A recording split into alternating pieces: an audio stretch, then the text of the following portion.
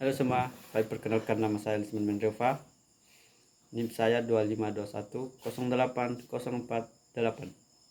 Baik, dalam video ini saya akan memenuhi tugas saya dari mata pelajaran Pancasila. Sebagai dosen pengampu, Bapak Restu Hendika Sakti Cendrate, SA MH. Dari pertemuan pertama sampai pertemuan ketujuh, merangkum semua materi yang telah dipelajari. Baik, dalam pertemuan pertama yaitu pengenalan, mulai dari nama, asal sekolah, dan mengapa memilih Prodi BK. Asal sekolah saya SMK Negeri 1 Gunung Stol di Aloa, dan alasan saya memilih Prodi BK yaitu mengetahui karakter masing-masing seseorang dan menjadi konseling yang lebih baik. Baik, saya akan melanjutkan pertemuan kedua, yaitu sebagai materi konsep dasar Pancasila. Pancasila yaitu sebagai dasar negara Indonesia, dan Pancasila memiliki 5 sila, yaitu ketuhanan yang Maha Esa, yang kedua kemanusiaan yang adil dan beradab, yang ketiga persatuan Indonesia, dan yang keempat kedaulatan yang dipimpin oleh hikmat kebijaksanaan dalam permusyawaratan perwakilan, dan yang kelima itu keadilan sosial bagi seluruh rakyat Indonesia. Dalam sila mengandung makna, yaitu yang pertama ketuhanan yang Maha Esa, menekankan keimanan dan ketakwaan kepada Tuhan. Yang kedua yaitu kemanusiaan yang adil dan beradab, yaitu penghormatan terhadap martabat dan hak-hak dasar manusia serta memperlakukan secara adil dan beradab atas kepentingan pribadi atau golongan, serta menumbuhkan rasa cinta tanah air. Yang keempat, kerakyatan yang dipimpin oleh hikmat kebijaksanaan dalam permusyawaratan perwakilan, yaitu mengutamakan musyawarah mufakat untuk menyelesaikan masalah, di mana kekuasaan tertinggi berada di tangan rakyat.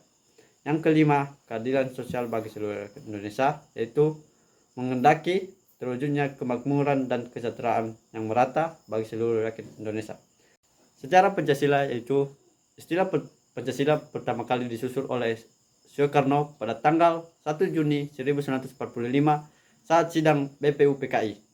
Pancasila kemudian disahkan sebagai dasar negara pada sidang BPKI tanggal 18 Agustus 1945 dan dimasukkan ke dalam pembukaan Undang-Undang Dasar tahun 1945. Baik, dalam pertemuan ketiga Bapak telah memberikan tugas yaitu kasus-kasus yang ada di Indonesia dan berikan solusi terhadap kasus tersebut. Baik, saya akan memilih kasus kesenjangan ekonomi, korupsi, ketidakadilan akses pendidikan dan kesehatan. Contoh, kasus korupsi ETKP, ketimbangan distribusi kekayaan, akses pendidikan tidak merata. Solusi dalam kasus tersebut, pemberantasan korupsi sistematis, redistribusi aset, program bantuan sosial tepat sasaran, dan pemerataan pembangunan infrastruktur. Baik, dalam pertemuan keempat, yaitu materi Pancasila dan kajian sejarah bangsa Indonesia. Yang pertama, pembentukan BPUPKI. BPUPKI dibentuk pada tanggal 29 April tahun 1945 oleh pemerintah Jepang untuk mempersiapkan kemerdekaan Indonesia. Yang kedua, sidang BPUPKI pertama kali pada tanggal 29 Mei sampai 1 Juni tahun 1945. Insinyur Soekarno menyampaikan gagasan dasar negara dalam pidato yang kemudian dikenal sebagai lahirnya Pancasila. Soekarno mengusulkan 5 prinsip: 1. Kebangsaan, internasional, kedua perikemanusiaan, mufakat, demokrasi, kesejahteraan sosial, dan ketuhanan. Baik, yang ketiga, pembentukan Panitia 9.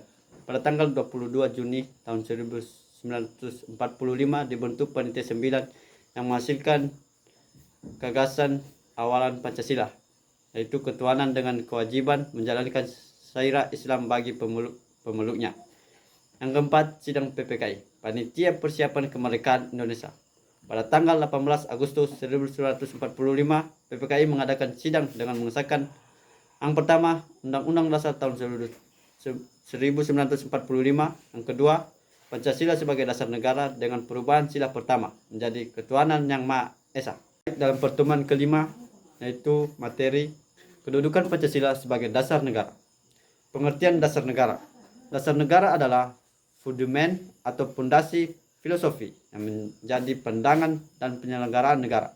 Pancasila sebagai dasar negara berarti menjadi sumber nilai dalam kehidupan berbangsa dan bernegara. Satu, Pancasila sebagai dasar negara, yaitu bersifat tetap kuat dan tidak dapat diubah. Yang kedua, Pancasila sebagai ideologi negara, ideologi terbuka yang dapat menyesuaikan dengan perkembangan zaman tanpa mengubah nilai dasarnya. Yang ketiga, Pancasila sebagai sumber dari segala hukum. Pancasila adalah sumber hukum tertinggi. Semua peraturan perundang-undangan tidak boleh bertentangan dengan Pancasila. Yang keempat, Pancasila sebagai pandangan hidup. Pancasila sebagai pedoman dalam bersifat, bertindak, dan menyelesaikan masalah dalam kehidupan sehari-hari. Yang kelima, Pancasila sebagai kepribadian bangsa. Nilai-nilai Pancasila mencerminkan jati diri dan karakter khas bangsa. Yang keenam, Pancasila sebagai perjanjian luhur berbangsa Indonesia. Pancasila adalah hasil kesepakatan para pendiri bangsa Indonesia yang mengikat seluruh generasi Indonesia. Baik, dalam pertemuan ke-6 yaitu Pancasila sebagai ideologi negara. Pancasila merupakan sistem nilai yang menjadi pedoman bagi seluruh rakyat Indonesia dalam bersikap, bertindak, dan mengambil keputusan, baik dalam kehidupan pribadi maupun kehidupan berbangsa dan bernegara. Pancasila tidak hanya menjadi dasar hukum, tapi juga menjadi sumber moral dan etika dalam kehidupan masyarakat Indonesia.